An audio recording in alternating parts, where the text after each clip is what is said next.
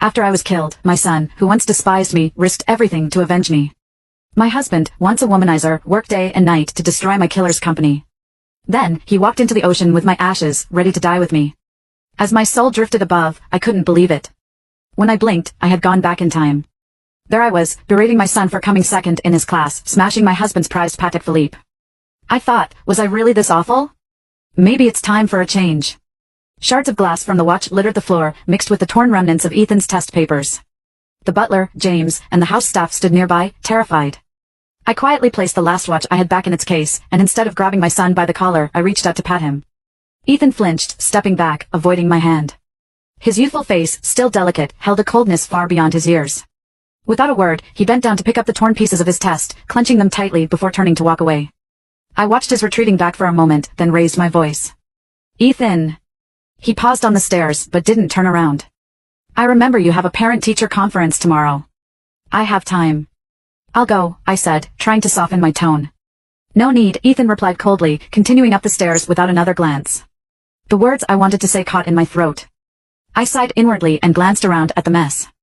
I called for someone to clean it up. Then, I dialed a number. It rang for a while before the other side finally picked up, the background noisy. What's up? Came a man's casual voice, humming along to a tune like some carefree playboy. It was him, the man who, after my death, lost his mind and bankrupted my stepmother's company, leaving her entire family in ruins. My thoughts drifted, recalling the scenes I had witnessed as a wandering soul. Michael Reynolds, my husband, once lazy and unfaithful, had red-rimmed eyes and pale lips. No longer resembling the carefree man he used to be. He made sure everyone who hurt me paid a heavy price. I could understand that. After all, despite our strained relationship, I was still his wife, the face of the Reynolds family. But there was no reason for him to die with me. After finishing his vengeance, Michael stood on the beach where we had once had our wedding in Martha's Vineyard, holding my ashes. He stood there for hours, the wind stripping away any remnants of the elegance and charm he once carried. All that remained was a broken man. My soul had drifted nearby, mocking him, spent all your days drinking and flirting, and now you're finally growing a conscience? But to my shock, he hugged my ashes and walked into the ocean. He didn't look back. He was alone and resolute. The waves swallowed him, and he vanished without a trace. All that was left was my trembling soul. That idiot, acting like some brooding CEO from a bad novel. Now he's going to pollute the ocean and end up floating to the surface, bloated and ugly. The beach at night was eerily silent. So quiet, I felt trapped, unable to move. A salty breeze seemed to blow right through me, tangling my hair and stirring something deep within.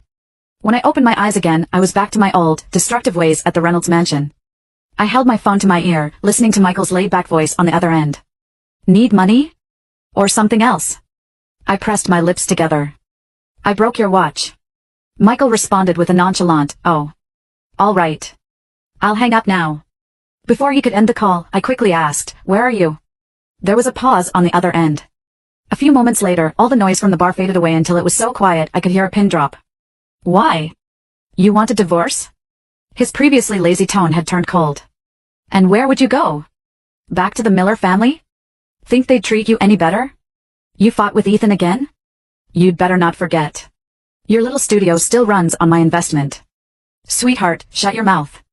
I'll pretend this conversation never happened. I was stunned as I listened to him rattle off that long string of remarks. How on earth had he jumped from me asking where he was to assuming I wanted a divorce? But that's Michael for you. Beneath all his charm is a distant coldness. He could say the sweetest things with his playful eyes while feeling absolutely nothing, or he could easily walk away from past lovers.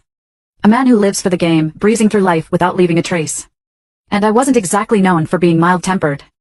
People in our circles would describe me as a brash, unstoppable hurricane. Especially after I got sick, I was impossible to deal with, which is probably why I caused so much chaos in the Reynolds family in my last life. The only reason I was being nice now was because I was deeply moved by how they acted after my death. I figured I'd give them another chance this time around and be a little kinder. Turns out, neither of them appreciated it. Fine, let's get divorced. Take your son and get out. I let out a cold laugh, deliberately saying the opposite of what I meant. Just as the words left my mouth, I caught sight of Ethan walking downstairs, a book in his hand. His dark eyes were unreadable. He looked half like his father and half like me, but his personality was entirely his own. I wanted to see how they would react to me saying I wanted a divorce.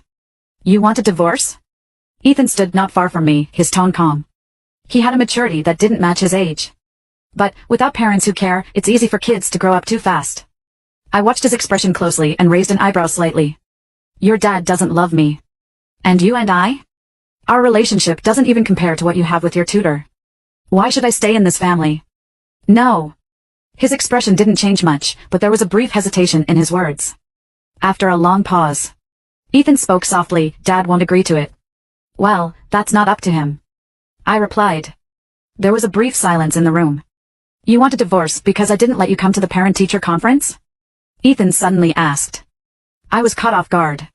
Father and son really do think alike, don't they? Ethan lowered his eyes, as if making a tough decision. If you want to come, then come. What? Suddenly, it all made sense why he had reacted this way.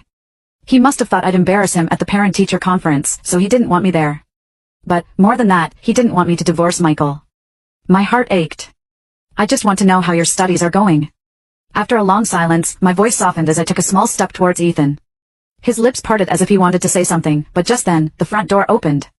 Ethan and I both turned to see Michael standing in the doorway, silhouetted by the light outside. As he walked in, the marks of a kiss on his neck became visible, and the atmosphere in the house grew tense. Ethan stared at his father's neck for several seconds.